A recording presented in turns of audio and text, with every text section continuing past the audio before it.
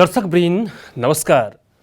कार्यक्रम जनसंवादको आजको श्रृङ्खलामा यहाँहरूलाई हार्दिक स्वागत छ।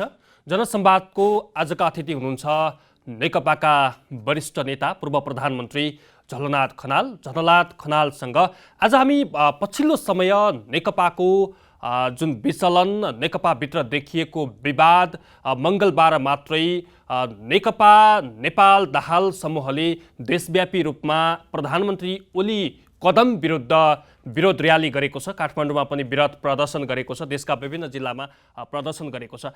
यसरी हेर्दा पार्टी अब अन्तिम फुटको तयारीमा, अन्तिम विघटनको तयारीमा रहँदै गर्दा नेकपाभित्र अझै पनि झिनो आश छ कि चिनिया कम्युनिस्ट पार्टीका नेताहरू जुन नेपाल भ्रमणमा आउनु भएको छ 2-3 दिन यता र विभिन्न पार्टीका नेताहरूसँग छलफल र भेट भइरहेको यो अवस्थामा कार्यकर्तामा अझै पनि पार्टी एकताको झिनो आश बचेको समय एकातिर छ भने दुई पक्ष ओली पक्ष र यता नेपाल दाहाल पक्ष बीच देखिएका तिक्तताले झन् उग्र रूप लिँदैछ। एकले अर्कोलाई कटाक्ष गर्ने, एकले अर्कोलाई रिझाउने, यतिसम्म कि सरकारमा रहेका ओली पक्ष अर्थात् ओली समूहले केन्द्रीय सदस्य तान्नका निम्ति, त्यसै गरी कसैलाई कुनै नेतालाई तान्नका निम्ति मन्त्रीसम्मको अफर गर्ने यी प्रणालीहरूले चाहिँ मुलुकमा आएको लोकतन्त्र, मुलुकमा आएको गणतन्त्र कतिको संस्थागत हुन्छ, फेरि पनि एकात्मक राज्य प्रणालीतर्फ मुलुक धकेलिन्छ कि भन्ने यो परिस्थितिमा, यो जोखिम परिस्थिति, यो जटिल परिस्थितिमा चाहिँ आज हामी बहस गरिरहेका छौँ। एकजना पाका नेता नेकपा अर्थात् कम्युनिस्टका लिडर जुन चाहिँ मदन भण्डारी भन्दा पहिले मालेको महासचिव समेत हुनुहुन्थ्यो पूर्व प्रधानमन्त्री झलनाथ खनाल आजका हाम्रा अतिथि हुनुहुन्छ। म उहाँलाई स्वागत गर्छु। खनालजी, यहाँलाई स्वागत छ कार्यक्रम जनसंवादमा। धन्यवाद। आज जुन दृश्य देखिएको थियो, तपाईको पनि सम्बोधन आयो, हामीले सम्पर्क गर्न खोज्दा यहाँको एकातिर व्यस्तता, एकातिर थकान, सुरुमा त हामीलाई समय दिनुभयो, म धेरै धेरै धन्यवाद दिन चाहन्छु। र आजको दृश्य हेर्दाखेरि अब तपाईहरु बीच नेकपा बीचको तिक्तता, नेकपा अब विघटनको अन्तिम तयारीमा पुगेको हो, अब चाहिँ एकताको संकेत दिने कुनै पनि आधार छैन। सुरुमा नेकपाको विघटन होइन मित्र, नेकपा पुनर्गठनको महान अभियानबाट अगाडि बढ्दैछ। यो नेकपालाई चोट्याउनुको लागि, फुटाउनुको लागि केपी शर्मा ओलीले जुन प्रकारको तानाशाही बाटो, सर्वसत्तावादी बाटो अपनाउनु भयो, संविधानलाई प्वाल पार्नुभयो, भ्वाङ पार्नुभयो। संविधानमा हामीले राखेका जुन प्रावधानहरू हुन्, संविधान सभाबाट राखेका प्रावधानहरू हुन्, त्यसलाई भत्काउनु भयो र अहिले लोकतन्त्रका विरुद्ध नै जुन ढङ्गले उहाँले चाहिँ आक्रमण गर्नुभएको छ, यो तानाशाही कदमका विरुद्ध, यो अलोकतान्त्रिक कदमका विरुद्ध, यो असंवैधानिक कदमका विरुद्ध अहिले नेपाली जनता फेरि सडकमा आउन बाध्य भएका छन्। आज हाम्रो गौरवशाली पार्टी नेपाल कम्युनिस्ट पार्टी नेकपा सडकमा उत्रिएको छ र यो कदमका विरुद्ध राष्ट्रव्यापी रूपमा आज मात्रै हामीले 77 जिल्लाहरूमा विरोध प्रदर्शन गर्यौं। तपाईले काठमाडौँमा देखिहाल्नुभयो, गगनभेदी नाराका साथ काठमाडौँ उपत्यकाको आकाश गुन्जायमान भयो र हामी एउटा विराट सभा सम्पन्न गरेर भर्खर मात्रै घर घरतिर फर्केका छौँ। जुन आजको दृश्य थियो, तपाईहरुले चाहिँ देशैभरि विरोध र्याली गर्नुभयो। यसले चाहिँ एकातिर न्यायालयमा संवैधानिक इजलासमा 1 दर्जन भन्दा बढी रिट परेका छन्, संसद पुनर्स्थापना हुनुपर्छ भनेर, त्यसको पक्षमा न्यायालयले फैसला गर्छ भन्ने एक किसिमको आश पनि छ। तर त्यो आश पनि बाँकी नहुँदाखेरि अब चाहिँ जनस्तरबाट दबाब दिनुपर्छ, यो कदम न्यायालयको पनि विश्वास नहुँदाखेरि चालिएको कदम हो, वा चाहिँ त्यसलाई अझ अलिकति प्रेसर दिनका निम्ति चालिएको कदम हो? यसलाई कसरी बुझ्ने जनताले?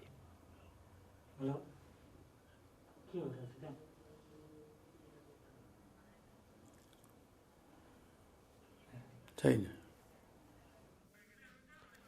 हामीसँग पूर्व प्रधानमन्त्री झलनाथ खनाल जोडिनु भएको छ। हामी चाहिँ विशेष गरी नेकपाको पछिल्लो राजनीतिक अवस्था, समसामयिक अवस्था जुन मङ्गलबार मात्रै देखिएको दृश्यका विषयमा, त्यो परिदृश्यभित्र लुकेका रहस्य र न्यायालयमा जसरी 1 दर्जनभन्दा बढी रिटहरू विचाराधीन अवस्थामा छन्, संवैधानिक इजलासमा रिट परेका छन्, संसद पुनर्स्थापना गर्नुपर्छ भनेर जसरी एक किसिमको दबाव सिर्जना भएको छ, प्रधानमन्त्री केपी शर्मा ओली विरुद्धको कदम असंवैधानिक, अलोकतान्त्रिक, अप्रजातान्त्रिक भनेर दाहाल नेपाल पक्षले जसरी आरोप लगाइरहेको छ, अब चाहिँ नेकपाको गन्तव्य कता त? अब नेकपाको भविष्य कता? जनताले दिएको 2/3 मतको अवमूल्यन त एकातिर भएको छ, राज्यको श्री सम्पत्ति शक्ति समेत पुनः एकपटक दुरुपयोग हुन्छ कि भन्ने चिन्ता बढेको छ।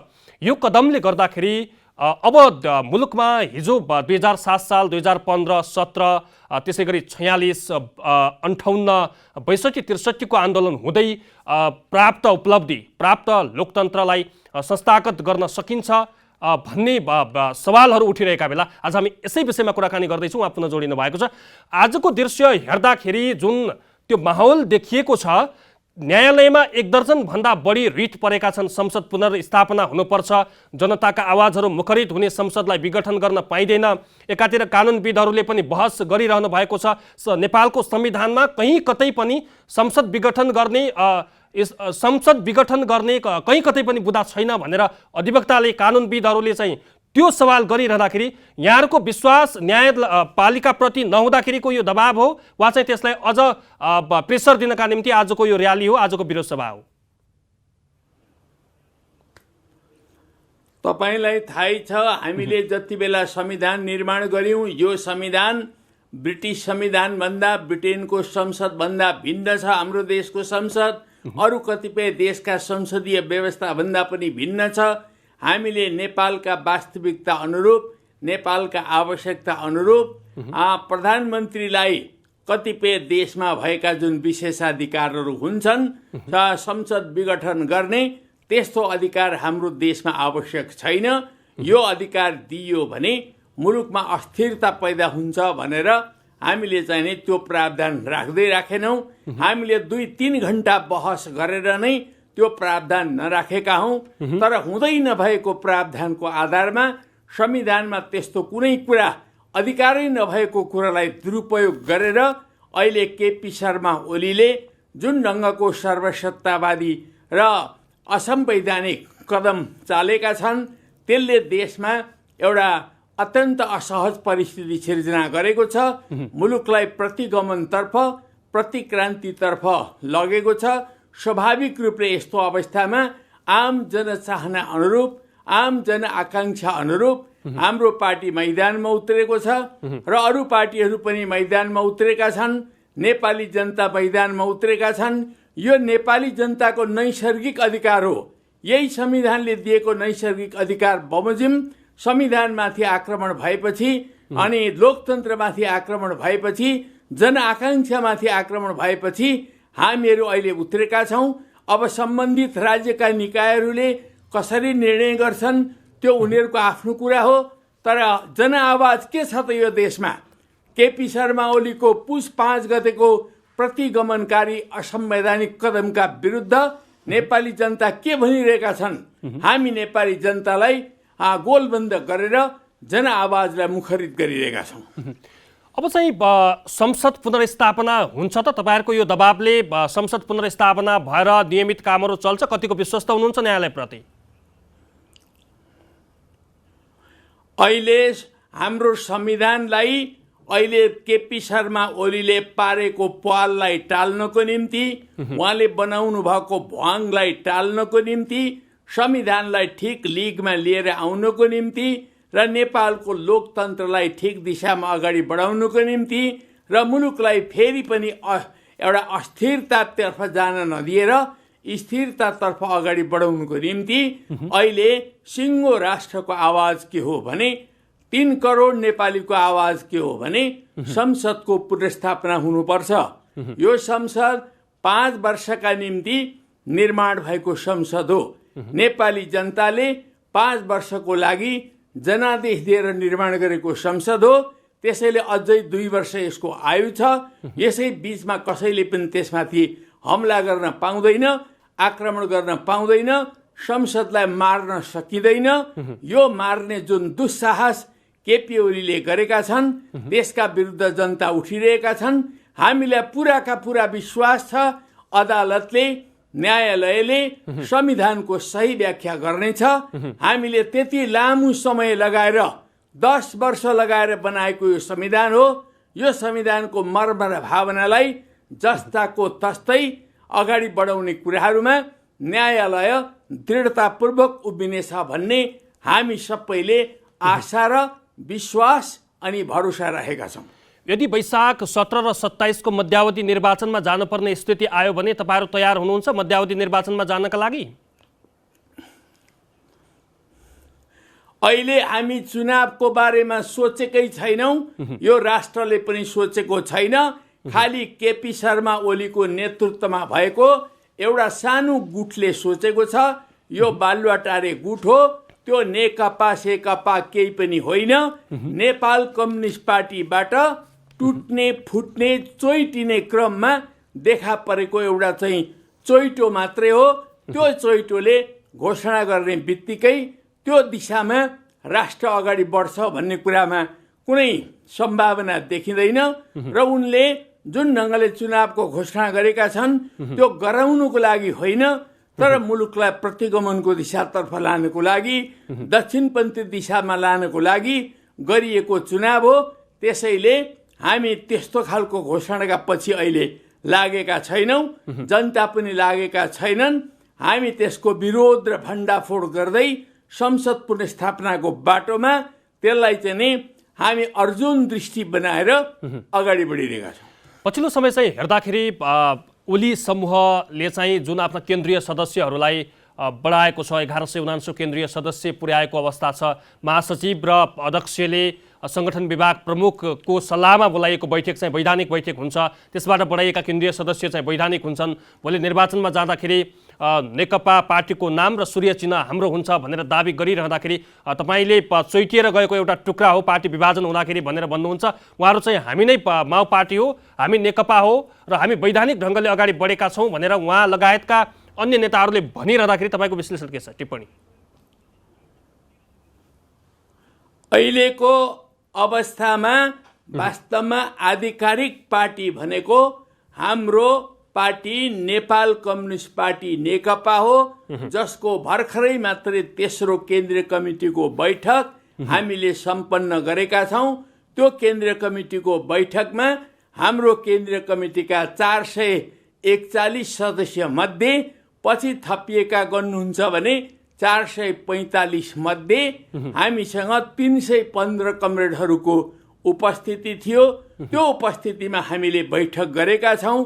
त्यो नै वास्तवमा आधिकारिक पार्टी हो, वैधानिक पार्टी हो।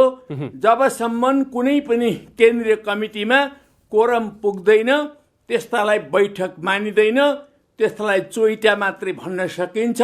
अहिले बालुवाटारमा गरिएको नाटक हास्यास्पद छ।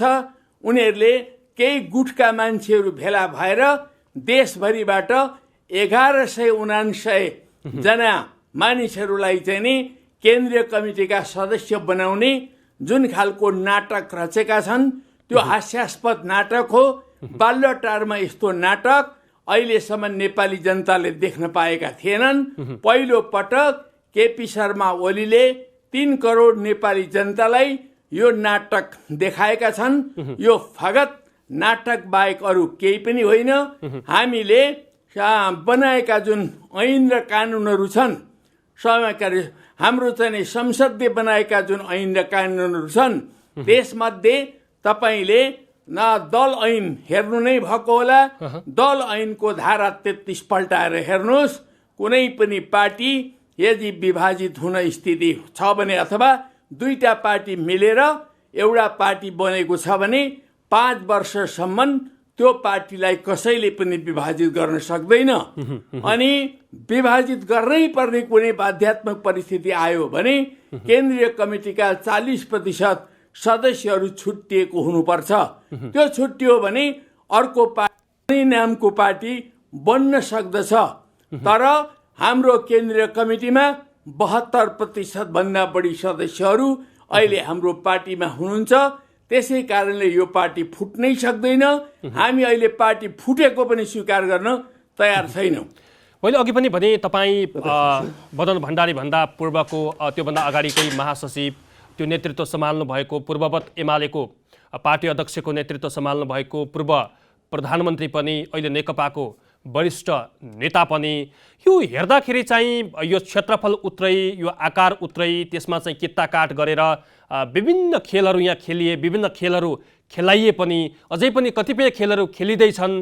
2007 सालको कुरा गर्दा, 15 को कुरा गर्दा, 17, 42, 46 यी धेरै परिवर्तन 58 हुँदै 62-63 सम्म बिचमा धेरै परिवर्तनहरू भए। लोकतन्त्र आयो, मुलुक संस्थागत होला, मुलुक संस्थागत भएर चाहिँ के अरे देश चाहिँ अमन चयनमा जाला, देश शान्तिको बाटोमा जाला, देशमा चाहिँ जनताले चाहिँ स्थायित्व महसुस गर्लान् भनेर जसरी चाहिँ एक किसिमको जनतामा आश थियो, त्यसमा त तपाईँ पनि जिम्मेवार हो। अझै पनि मुलुक स्थिरतातर्फ गयो, स्थिरतातर्फ अझै पनि मुलुक धकेलियो भने चाहिँ समस्या निम्तिएला भन्ने कुराहरू छ। फेरि पनि उहाँसँगको हाम्रो सम्बन्ध विच्छेद भएको छ। उहाँ फेरि जोडिनु भएको छ, पूर्व प्रधानमन्त्री झलनाथ खनाल। मैले तपाईँलाई जोड्दै थिएँ, जुन चाहिँ परिवर्तन भयो, हाम्रो मैदानको क्षेत्रफल उत्रै छ, त्यसलाई विभिन्न कित्ताकाट गर्दै यो मैदानमा चाहिँ धेरै खेलहरू खेलाइए। त्यसमा तपाईँ पूर्व प्रधानमन्त्री, एमालेको पूर्व अध्यक्ष, मैले भने मदन भण्डारी भन्दा पनि पूर्वको मालेको महासचिव, यत्रो नेतृत्व गरेर आइसक्नु भएको तपाईँलाई अझै पनि प्रधानमन्त्री बन्ने इच्छा छ, नपाए राष्ट्रपति बन्ने इच्छा छ, नपाए चाहिँ पार्टी अध्यक्ष बन्ने इच्छा छ। यहाँ चाहिँ इच्छा र चाहनाले निम्त्याएको परिस्थिति हो, पद र सत्ताका निम्ति निम्त्याएको परिस्थिति हो। जनताको प्रश्न यो बिल्कुलै होइन। हाम्रो पार्टीबाट चोइटिएर गएका केही मानिसहरूले विभिन्न खालका आरोपहरू लगाउने गरेका छन्। त्यो आरोपको कुरा मात्रै हो। हाम्रो पार्टीले विगत चुनावमा 2/3 बहुमत प्राप्त गरिसकेपछि नेपाली समाजलाई समाजवादको बाटोतर्फ अगाडि बढाउनु पर्ने ऐतिहासिक आवश्यकता थियो। त्यो आवश्यकता बमोजिम हामीले केपी ओलीलाई पार्टीको अध्यक्ष पनि बनायौँ र प्रधानमन्त्री पनि बनायौँ। हामीले ठुलो विश्वासका साथमा उहाँलाई प्रधानमन्त्री बनाएका थियौँ। अब देशलाई समाजवादको दिशातर्फ अगाडि बढाउनु पर्ने थियो। तर डे 1 देखि केपी ओलीले पार्टीलाई बिट्रे गरे र चाहिँ पार्टीलाई बिट्रे गरेर क्याबिनेट फर्मेसन गर्दा एकलौटी ढङ्गले गरे। उनले प्लानिङ कमिसन बनाउँदा एकलौटी ढङ्गले गरे।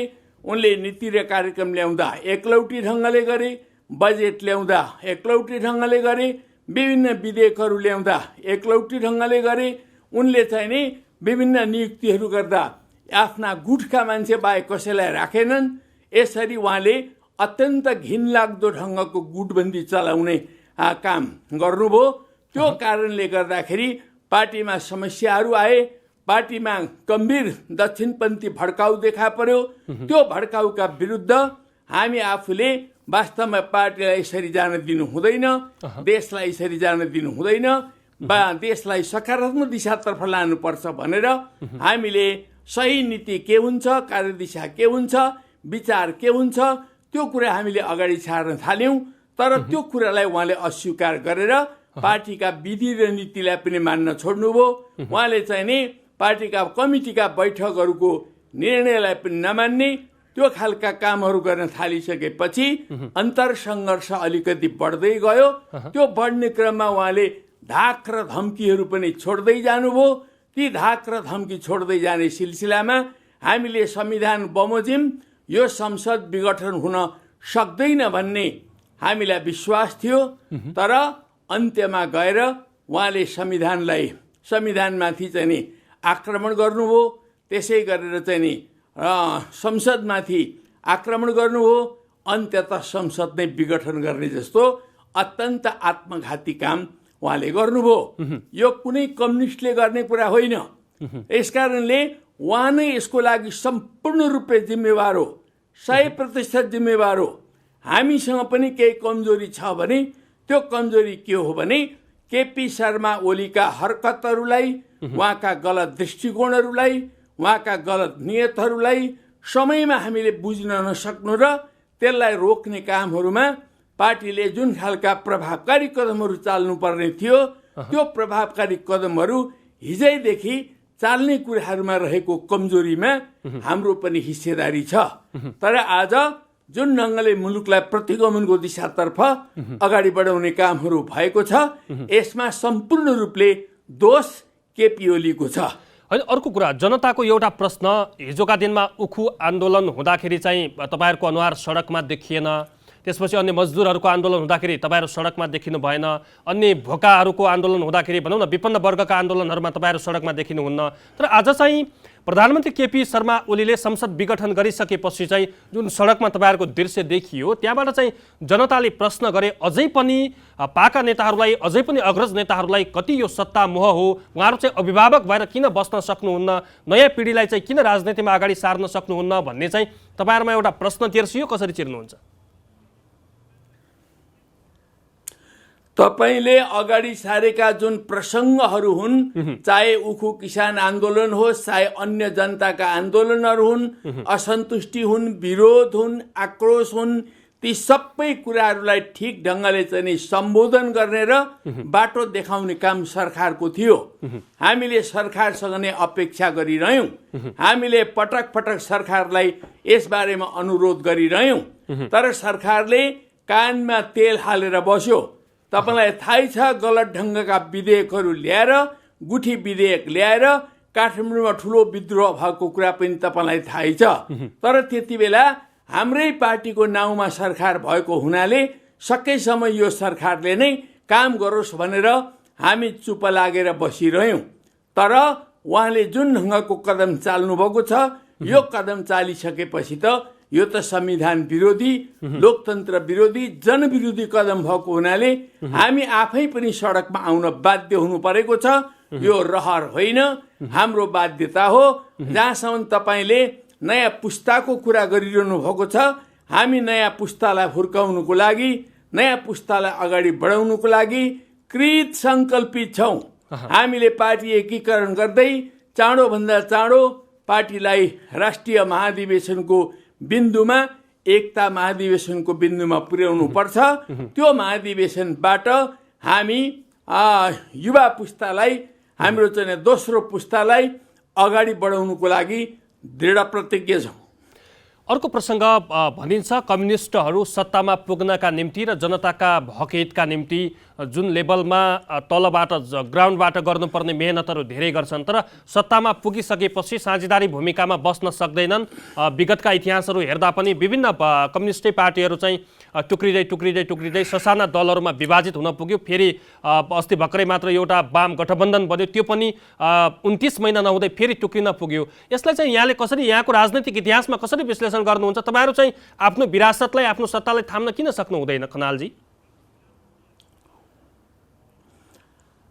यथार्थमा हामीले 71 वर्षको कम्युनिस्ट आन्दोलनको जुन इतिहासलाई पार गरेर आएका छौँ, हामीले पहिलो पटक बहुमतको सरकार बनाएका छौँ।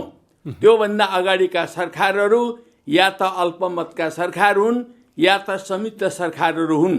ती सरकारहरू नटिक्नु अनि विभिन्न कारणहरूले अनिवार्य नै थियो। तर यो त 5 वर्षको लागि बनेको सरकार थियो, यसलाई 5 वर्षको जनादेश थियो, ढुक्कसँगले काम गर्न सक्ने अवस्था थियो। तर गलत नेतृत्व भएको हुनाले कहिलेकाहीँ मानिसहरू एउटा ठाउँमा पुगिसकेपछि, पोजिसनमा पुगिसकेपछि बिस्तारै उनीहरूभित्र चाहिँ नि विग्रह पैदा हुँदै जाँदो रहेछ, अधपतित हुँदै जाँदा रहेछन्, स्खलित हुँदै जाँदा रहेछन्। त्यसको जित्दा जाग्दा नमुना चाहिँ नि केपी ओली हो। हिजो हामीले रायमाझी पनि देखेकै हौँ। अहिलेको अवस्थामा केपी ओली त्यस्तै खालको एउटा स्खलित नेताको रूपमा देखा परेपछि अहिले यो खालको दुर्घटना भएको छ। हामीले यो दुर्घटनाको सामना गर्नुको अर्को कुनै विकल्प छैन। नेकपा नेपाल कम्युनिस्ट पार्टी अब नयाँ ढङ्गले पुनर्गठित हुँदै, पुनर्जीवित हुँदै एउटा चाहिँ व्यापकता हासिल गर्दै अगाडि बढ्न दृढ प्रतिज्ञ छ। सिनिया कम्युनिस्ट पार्टीका नेताहरू पनि नेपाल भ्रमणमा हुनुहुन्छ, तपाईँसँग पनि भेट भयो। किनभने हिजोका दिनमा चाहिँ भनौँ न कुनै विदेशी कूटनीतिज्ञहरू आउँदाखेरि, विदेशी पार्टीका नेताहरू आउँदाखेरि एक किसिमको सिस्टम थियो, तर चाहिँ दक्षिणबाट आउँदा पनि त्यही ढङ्गले, चीनबाट आउँदा पनि, उत्तरबाट आउँदा त्यही ढङ्गले भनेर जनतामा एक किसिमको निराशा छाएको छ। तर आजको दिनमा भनिदिनुहोस् तपाईसँग भेट भएको छ चिनिया कम्युनिस्टका नेताहरूसँग के विषयमा छलफल भयो? चिनिया कम्युनिस्ट पार्टी र नेपाल कम्युनिस्ट पार्टीका बीचमा 1950 देखि नै भाइचारापूर्ण सम्बन्ध छ। यो एउटा चाहिँ विश्वव्यापी रूपमा कम्युनिस्ट पार्टीहरूका बीचमा, पोलिटिकल पार्टीहरूका बीचमा रहने सम्बन्ध हो। त्यो सम्बन्धलाई सुसञ्चालन गर्ने सिलसिलामा अनेक पटक हाम्रा बीचमा प्रतिनिधिमण्डलहरू आदान प्रदान भएका छन्। अहिले नेपालमा कम्युनिस्ट आन्दोलनका सन्दर्भमा, हाम्रो पार्टीको सन्दर्भमा जुन प्रकारको एउटा सङ्कटको अवस्था देखा पर्यो, त्यो कुराले अलि बढी मात्रामा चिन्तित र दुखित भएर चिनिया कम्युनिस्ट पार्टीको एउटा प्रतिनिधिमण्डल हालैमा नेपालमा आएको छ। उनले त्यो प्रतिनिधिमण्डलले विभिन्न नेताहरूसँग भेट्यो, मसँग पनि भेट्यो। उहाँहरूले हाम्रो देशमा कम्युनिस्ट आन्दोलनमा किन यस्ता विग्रहहरू पैदा हुने गरेका छन्, तपाईँहरूका अनुभवहरू के हुन् भनेर हाम्रा अनुभवहरू उहाँहरूले सोध्नुभयो। तर साथसाथै उहाँहरूले के पनि भन्नुभयो भने चिनिया कम्युनिस्ट पार्टी कुनै पनि अर्को पार्टीका आन्तरिक मामलाहरूमा हस्तक्षेप गर्दैन, तर सबै पार्टीहरू बलिया हुन्, सुदृढ हुन्, समुन्नत हुन् भन्ने हाम्रो चाहना रहन्छ। यही हाम्रो चाहना अभिव्यक्त गर्नको लागि मित्रहरूलाई सङ्कटमा परेको बेलामा मित्रता देखाउनको लागि हामी आएका हौँ। हामी हस्तक्षेप गर्न आएका होइनौँ। यो तपाईँहरूको मामला तपाईँहरूले नै मिलाउने कुरा हो। तपाईँहरूले नै यसलाई सल्टाएर लिएर जानुपर्छ। तर बलियो कम्युनिस्ट पार्टी बनोस्, यो चाहिँ हाम्रो चाहना छ। उहाँहरूले त्यही भन्नु।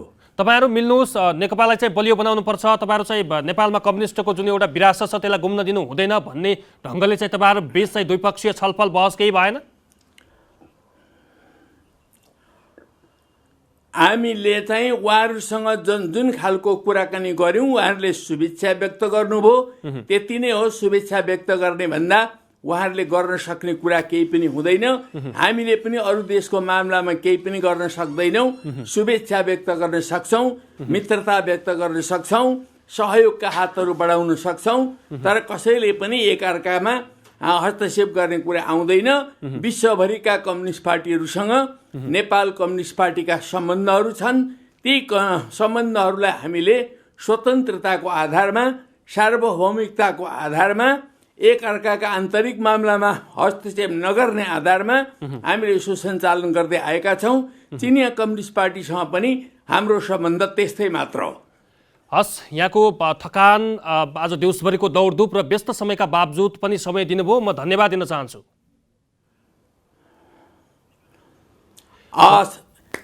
जनता टेलिभिजनले हाम्रो पार्टीको स्थिति, देशको स्थिति, कम्युनिस्ट आन्दोलनको स्थिति माथि जिज्ञासा राखेर जुन ढङ्गले प्रश्नहरू गर्नुभयो, तपाईँहरूलाई पनि मेरो धन्यवाद छ। हस्, धन्यवाद। उहाँ हुनुहुन्थ्यो नेपाल कम्युनिस्ट पार्टी नेकपा दाहाल नेपाल समूहका वरिष्ठ नेता झलनाथ खनाल। उहाँसँग नेकपाको समसामयिक राजनीतिक अवस्था, अबको बाटो र असंवैधानिक कदम विरुद्ध जुन मङ्गलबार देशभरि विरोध र्याली प्रदर्शन गरिएको छ र आगामी बाटो के हो, चिनिया कम्युनिस्ट पार्टीसँगको भेटमा के विषयमा छलफल भयो भन्ने विषयमा आधारित रहेर कुराकानी गऱ्यौँ। आजका लागि जनसंवादको समय सकिएको छ। खेम्बम बिदा हुन्छु। नमस्कार।